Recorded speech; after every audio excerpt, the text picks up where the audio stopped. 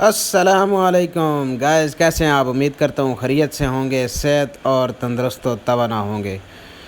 अच्छा जी, आपने वीडियो देखी होगी जो मैंने पंप का इफ्तिताह था कज़न्स का, वो मैंने वीडियो लगाई थी, वो आपने देखी होगी। अच्छा, अभी इफ्तिताह के दौरान ही प्रोफेसर इरफान अहमद चौधरी साहब का जो है वो बयान है, वो इंशाल्लाह अभी आपको मुलाज़ा करवाते हैं। ठीक है जी, चलें ठीक है, देखें और ईमान ताज़ा करें। वक्त से वक्त निकाल कर तशरीफ़ लाए और ख़ुसूसी तौर पर प्रोफेसर जनाब इरफान अहमद साहब जो सरगोदा से इतने तवील सफ़र के बाद यहाँ तशरीफ़ लाए, मैं उनको खुश आमदीद कहता हूँ और उनका शुक्रिया अदा करता हूँ कि वो अपनी गूनागूं मसरूफियात से वक्त निकाल कर हमारे इस प्रोग्राम में यहाँ तशरीफ़ लाए। सिस्टम जो है, जो पूरे मुल्क में चल रहा है, उनके ये बानी हैं और ये उन्हीं की निगरानी में ये चल रहा है पूरे मुल्क में, ये पूरा सिस्टम। और दूसरा इनका जो सबसे बड़ा तारुफ है कि ये कुरान मजीद को पूरे मुल्क में फैला रहे हैं। इनके दरूस पूरे मुल्क में चलते हैं और पूरा, आप ये जानते हैं कि पूरा हफ्ता इनके दुरूस एक जगह पे चलते हैं और लोग अपने इंतहाई मसरूफियात को छोड़कर इनके दर्स सुनने के लिए आते हैं। और आप ये देख चुके हैं कि फतेह जंग में जब ये आए और एक हफ्ता इन्होंने दर्स कुरान मजीद दिया तो अपने लोगों ने अपनी मसरूफियात छोड़ दी, यहाँ का बच्चा बच्चा इनके नाम से वाकिफ हो गया। तो इनका यही तारुफ है जी, और सबसे बड़ा तारुफ तो इनका कुरान मजीद का ही है। तो अब मैं दावत खिताब देता हूँ जनाब प्रोफेसर इरफान अहमद चौधरी साहब को कि वो तशरीफ़ लाएँ और सरदाती इरशादात से हमें नवाजें।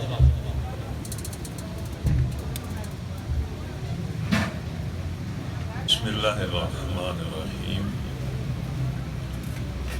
अस्सलामु अलैकुम वरहमतुल्लाहि वबरकातुहू। हज़रात, अल्लाह ताला आप सबको अपने अहलो अयाल और अपने मामलात में ईमान और अल्लाह ताला की फरमाबरदारी के साथ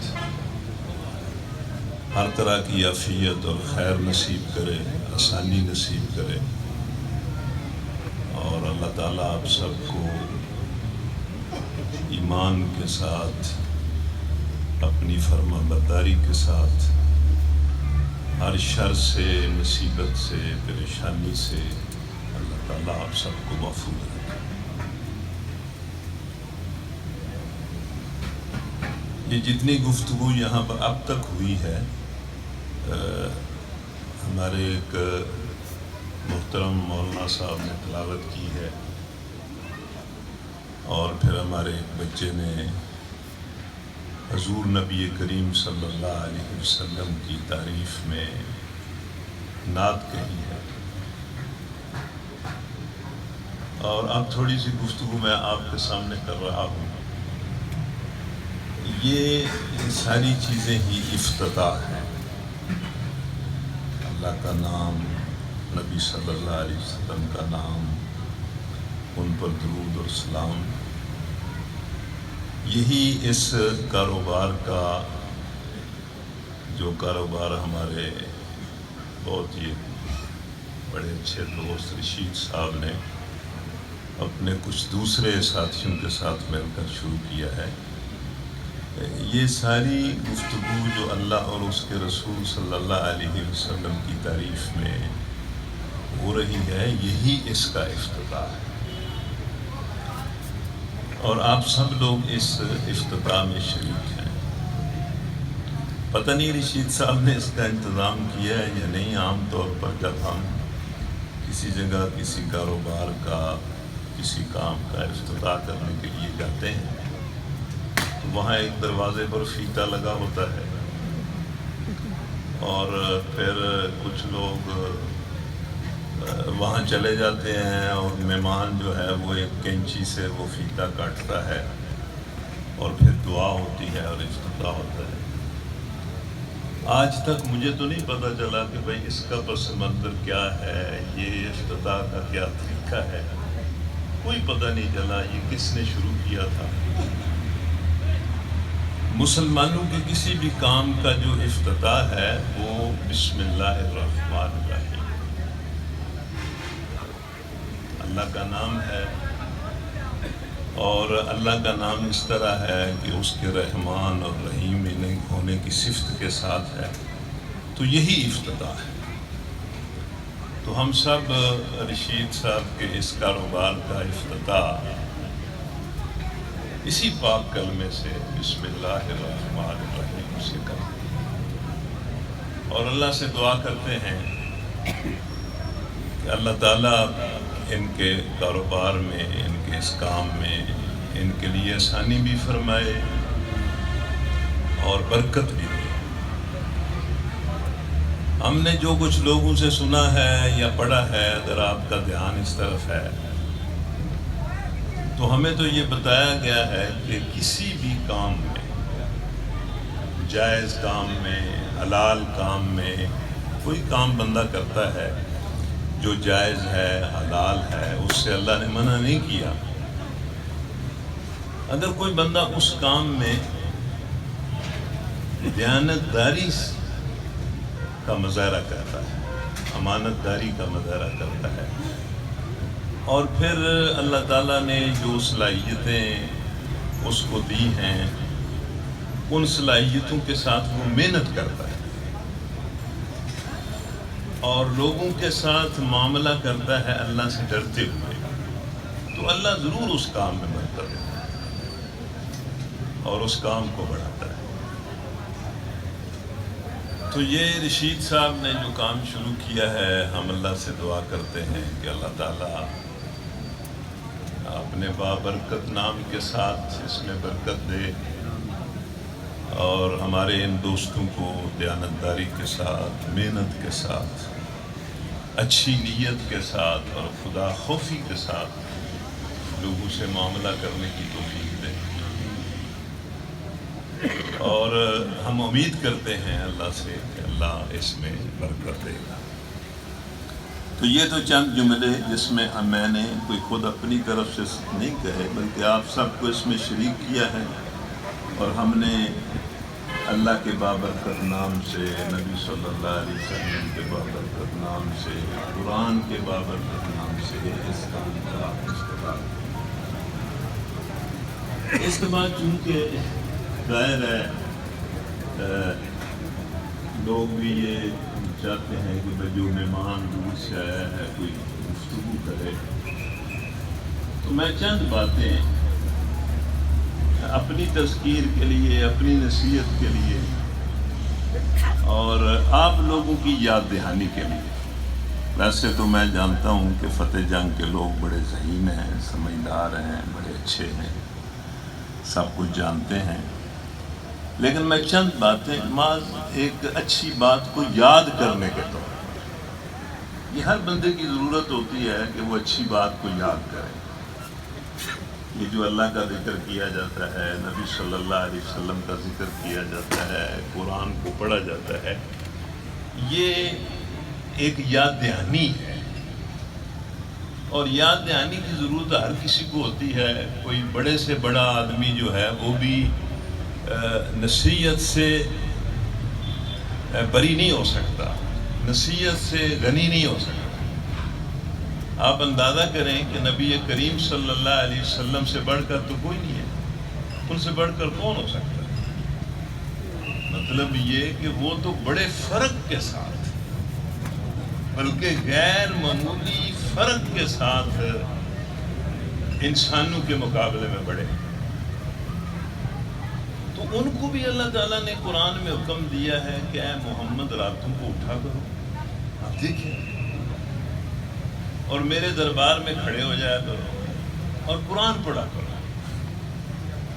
اب دیکھیں، یعنی نبی صلی اللہ علیہ وسلم کو بھی اپنا کام کرنے میں قرآن کی تلاوت اور قرآن کے پڑھنے کی ضرورت ہے، اور اللہ انہیں حکم دے رہا ہے، بلکہ اتنا حکم دے رہا ہے کہ اے محمد صلی اللہ علیہ وسلم راتوں کو اٹھا کرو، اور آدھی آدھی رات،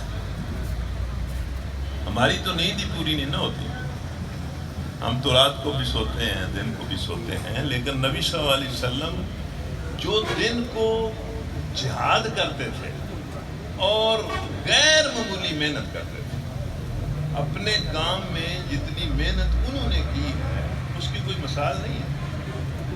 ابھی بچہ آپ کے سامنے بات کر رہا تھا کہ وہ بے مثل ہیں، بے مثال ہیں، ان کی کوئی مثال نہیں ہے، ان کا کوئی جواب نہیں ہے، لیکن ان کو بھی اللہ تعالیٰ حکم دیتا ہے کہ راتوں کو اٹھا کرو، آدھی رات سے تھوڑا زیادہ یا تھوڑا کم اللہ کے دربار میں کھڑے ہوا کرو اور ٹھہر ٹھہر کر قرآن پڑھو، اور پھر اللہ فرماتا ہے کہ یہ قرآن تمہیں تمہارے کام میں مدد کرے، تمہارا مددگار ہو۔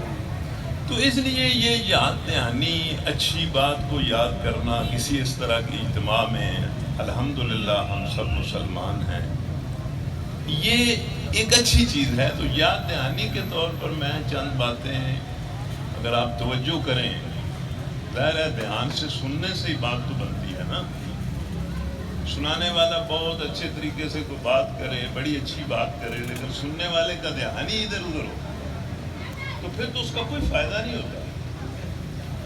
بلکہ یہ جو سننے سنانے کا عمل ہے، اس کے فائدے کا تعلق زیادہ سننے والے سے ہے، سنانے والے سے نہیں ہے۔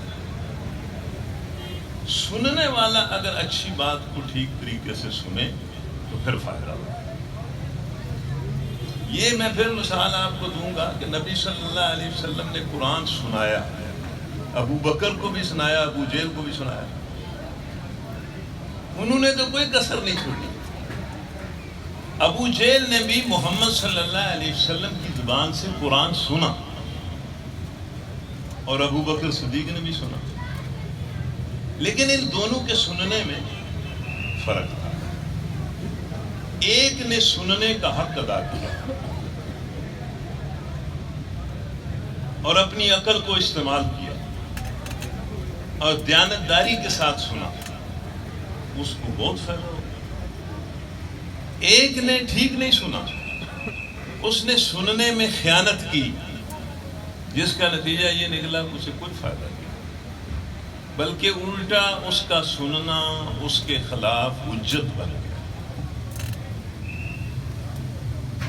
تو اس لیے اگر آپ غور کریں تو میں چند باتیں آپ سے کرتا ہوں، ان میں سے پہلی بات یہ ہے کہ انسان کی زندگی میں آپ بالکل اس پر 1 بار 2 بار 3 بار 10 بار 100 بار 1000 بار سوچ لیں، انسان کی زندگی میں جو سب سے بڑا کام ہے جو وہ کرتا ہے، وہ یہ روزی کمانا اور خرچ کرنا۔ ہر انسان مطلب آپ دیکھیں گے کہ ہم مطلب اس معاملے میں ہر انسان اتنا حساس ہے، اتنا ٹچی ہے کہ وہ صبح و شام اسی فکر میں رہتا ہے کہ میں نے اپنے حصے کا رزق کس طرح تلاش کرنا ہے اور کس طرح اس کو صرف کرنا ہے۔ اور اس معاملے میں نہ صرف یہ کہ وہ خود یہ کرتا ہے، اگر آپ کی توجہ میری طرف ہے تو وہ اپنے بچوں کو بھی اسی کے لیے تیار کرتا ہے۔ یہ صبح بچے موٹر سائیکلوں پر، رکشوں پر، ویگنوں میں، چھوٹے چھوٹے بچے مائیں صبح تیار کر کے انہیں اسکول بھیجتی ہیں۔ یہ سارا نظام تعلیم، ہمارا سارا نظام تعلیم جاب اورینٹڈ ہے کہ بچہ اس قابل ہو جائے کہ وہ روزی کما سکے، عزت کی روٹی کھا سکے اور عزت کا وقت گزار سکے۔ تو یہ تو ایک ایسا کام ہے جو ہر آدمی نیچرلی فطرتی طور پر اس کے اندر اس کی طلب ہے، اس کی ضرورت ہے، اس لیے بندہ کرتا ہے۔ بے شمار لوگ تو اپنا پیٹ پالنے کے لیے کرتے ہیں، اور پھر یہ ایک اور بھی ہرس بندے کے اندر اللہ تعالیٰ نے پیدا کی ہے کہ جس کا پیٹ تو پل جاتا ہے لیکن اس کی خواہش ہوتی ہے میں زیادہ حاصل کروں اور زیادہ حاصل کروں اور زیادہ حاصل کروں اور زیادہ حاصل کروں۔ بلکہ پاکستان میں تو آپ کو تجربہ ہوگا کہ ویسے تو کسی انسان کا بھی پیٹ نہیں بھرتا، لیکن ان پاکستانیوں کا تو بالکل نہیں، ان کا تو بالکل پیٹ اس دولت سے نہیں بھرتا۔ اور نبی صلی اللہ علیہ وسلم کی وہ حدیث ہم پر تو بہت زیادہ صادق آتی ہے کہ یہ انسان بڑا عجیب ہے کہ اگر اس کو سونے کی ایک وادی دے دی جائے، یعنی پہاڑوں کے درمیان جو گہری اور وسیع جگہ خالی ہوتی ہے وہ ساری اس کے لیے سونے سے بھر دی جائے تو یہ دوسری وادی کی خواہش کرے گا، اس کا دل نہیں بھرے گا۔ اور پھر نبی صلی اللہ علیہ وسلم نے فرمایا کہ اس کا پیٹ اور اس کا دل تو قبر کی مٹی ہی بھرے گی۔ تو یہ ایک نیچر ہے، بندے کی ضرورت بھی ہے، نیچر بھی ہے اور آزمائش بھی ہے۔ اور ہر آدمی جو ہے وہ یہ پیسہ کماتا ہے اور خرچ کرتا ہے، اور اس کے بارے میں ہمیں اللہ نے جو تعلیم دی ہے، اللہ کے رسول صلی اللہ علیہ وسلم نے تعلیم دی ہے، اس کے بھی دو پہلو ہیں۔ ایک پہلو یہ ہے کہ اللہ اس کو پسند کرتا ہے، اس کو سراہتا ہے، اس کی تعریف کرتا ہے کہ کوئی بندہ حلال طریقے سے فضل کو تلاش کرے، اس میں محنت کرے، اس سے اپنی ضرورت پوری کرے، دوسروں کی کرے، زیادہ کما لے تو اللہ کے راستے میں اللہ کی رضا کے لیے محتاج بندوں پر خرچ کرے۔ اس کو بڑا پسند کرتا ہے، اس کو کنڈم نہیں کرتا۔ واللہ حدیث پڑھ لیں، قرآن پڑھ لیں، کہیں اللہ تعالیٰ نے روزی کمانے کے عمل کو کنڈم نہیں کیا۔ یہ نہیں کہا کہ بھئی یہ نہ کرو، بلکہ یہ پسند کیا ہے کہ یہ کرو، محنت کرو اور اپنے حصے کا رزق تلاش کرو۔ رزق کی تقسیم تو میں نے کرنی ہے، لیکن تم اس کو تلاش کرو، اس کے لیے دیانتداری کے ساتھ محنت کرو اور محتاجی سے بچو، اور تمہارے پاس میرا دیا ہوا رزق ہو تو میری رضا کے لیے اسے محتاج لوگوں پر اور میرے دین پر خرچ کر دو۔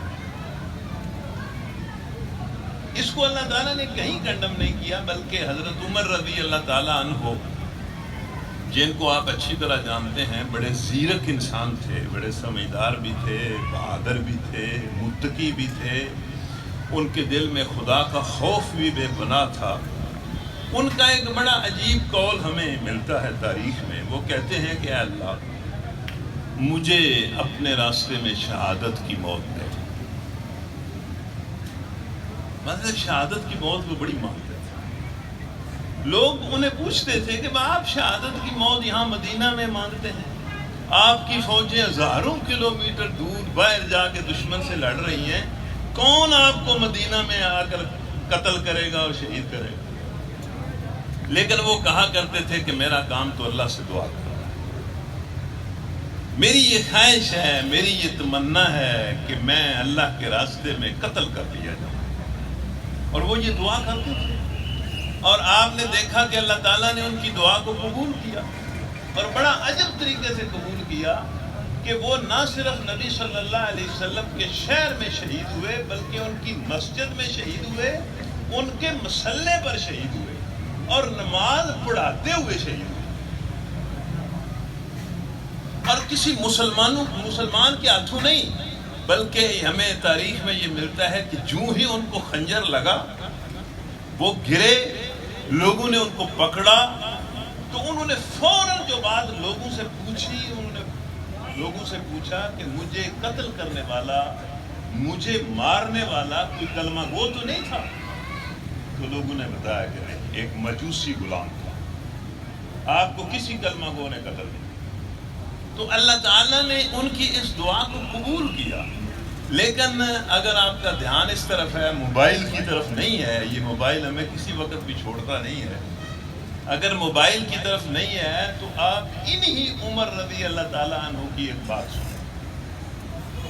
وہ کہا کرتے تھے کہ یا اللہ مجھے اپنے راستے میں شہید کر دے، مجھے شہید کر دے، اور اگر تو نے میرے مقدر میں شہادت نہیں لکھی تو پھر میں حلال روزی کمانے کے لیے سفر کر رہا ہوں، کہیں جا رہا ہوں، اور دو پہاڑوں کے درمیان میں سے میں گزر رہا ہوں تو مجھے موت آ جائے، پھر مجھے یہ موت زیادہ پسند ہے کہ میں حلال روزی کمانے کے سلسلے میں سفر کر رہا ہوں اور مجھے موت آ جائے۔ تو اس لیے بات یہ ہے کہ یہ رزق کا کمانا، اس کا تلاش کرنا، یہ اللہ تعالیٰ نے اس کو کنڈم نہیں کیا، نبی صلی اللہ علیہ وسلم نے اس کو کنڈم نہیں کیا، بلکہ اس کو ایک اچھا عمل قرار دیا ہے۔ لیکن اس کے ساتھ ہی میں ایک حدیث آپ کو سناتا ہوں، بڑی عجیب حدیث ہے۔ جب ہم اس پر غور کرتے ہیں تو ہمیں حیران ہوتے ہیں کہ یہ ہمارا دین کیسا دین ہے۔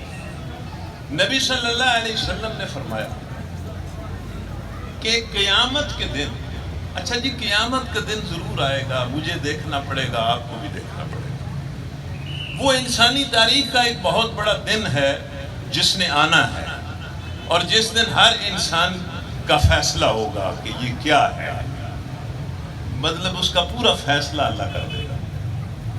تو نبی صلی اللہ علیہ وسلم نے فرمایا کہ قیامت کے دن، جس دن کوئی سایہ نہیں ہوگا، کوئی سایہ نہیں ہوگا سوائے اللہ کی رحمت کے سائے کے، اللہ وہ سایہ ہمیں نصیب کرے۔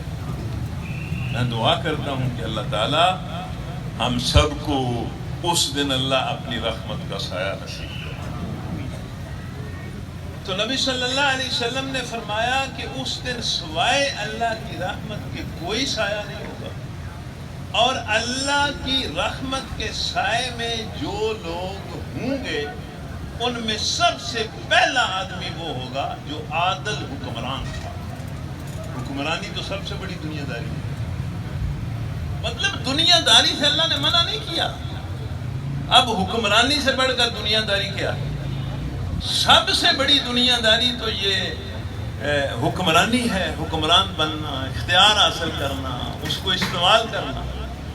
تو نبی صلی اللہ علیہ وسلم نے فرمایا کہ اللہ کی رحمت میں جو سب سے پہلا انسان ہوگا وہ عادل ہوگا،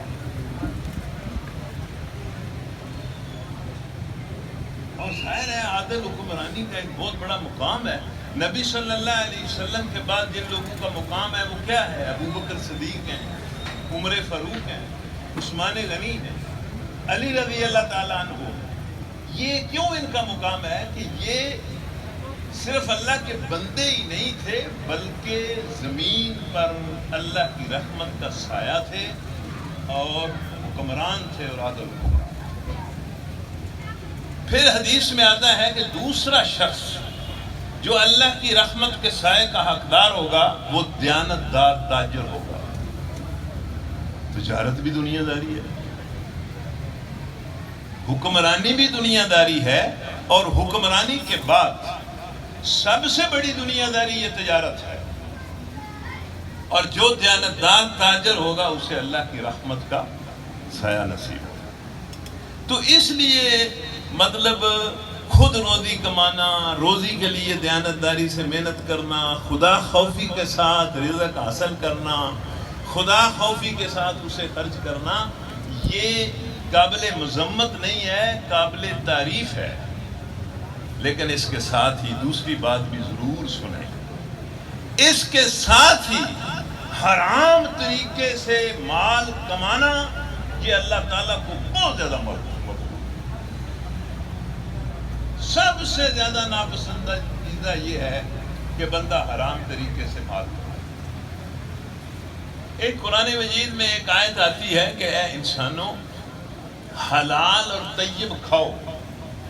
بس میں آخری بات کر رہا ہوں، آپ اس بات کو سن لیں، یہ باتیں محض تذکیر کے لیے ہیں اور افتتاح ہیں، ایک کاروبار کا افتتاح ہے، اور کاروبار والوں کے لیے بھی تذکیر ہے۔ ہم جو سارے لوگ بیٹھے ہم بھی کاروبار کرتے ہیں، کوئی نہ کوئی کام کرتے ہیں، ہمارے لیے بھی تذکیر ہے۔ یعنی ایک آیت ہے قرآن مجید میں کہ انسانوں حلال اور طیب کھاؤ، اس کی تفسیر میں مفسرین نے بڑی عجیب بات لکھی ہے. اللہ نے صرف یہ نہیں کہا کہ حلال کھاؤ، بلکہ اللہ نے کہا ہے کہ حلال اور پاک کھاؤ. اگر جنگی خان غور سے سن رہا ہے تو سن لے کہ اللہ نے یہ کہا ہے کہ حلال اور طیب کھاؤ. حلال کیا ہوتا ہے اور طیب کیا ہوتا ہے؟ یہ مفسرین نے اس کو پڑھا نا، ویسے کمال کی بات لکھی ہے.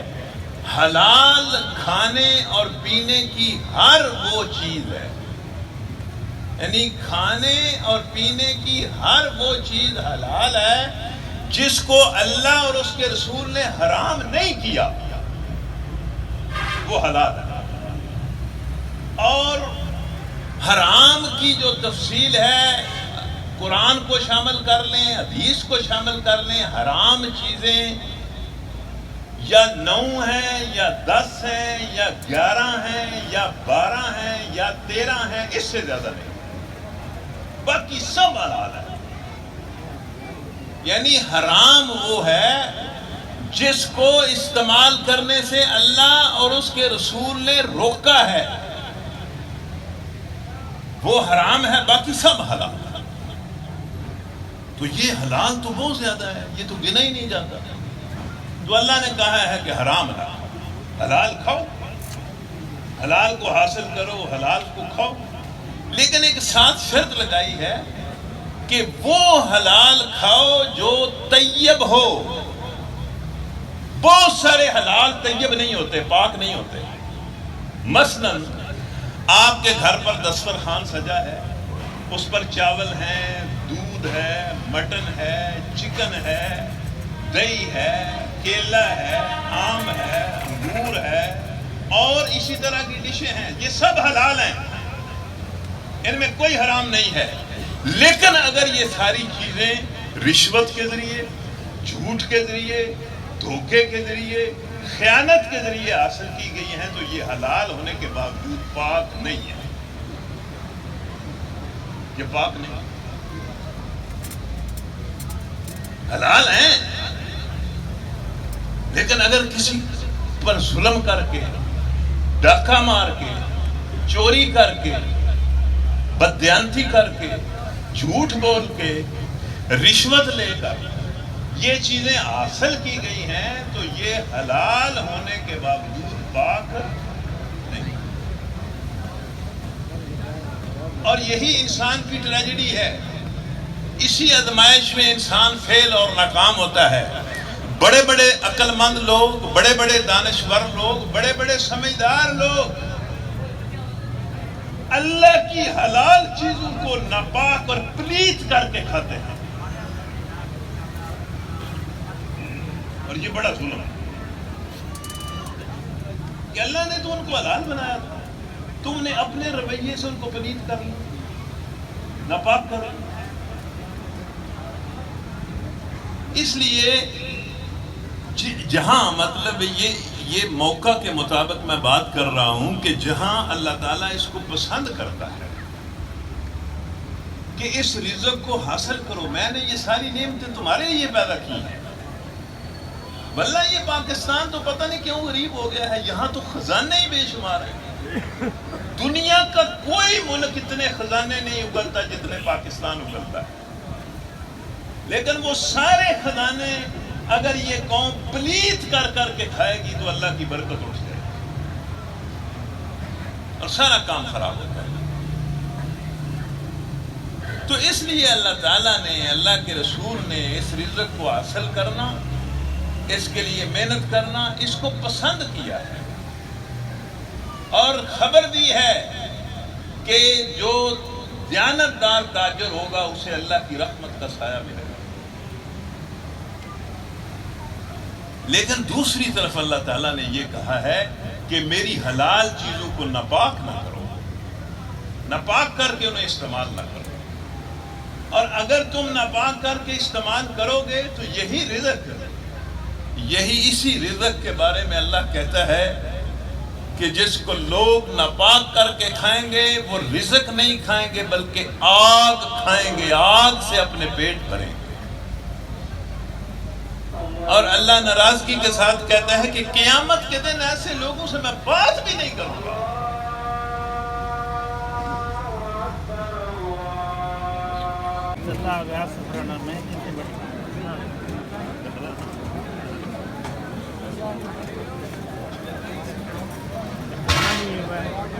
Good, man,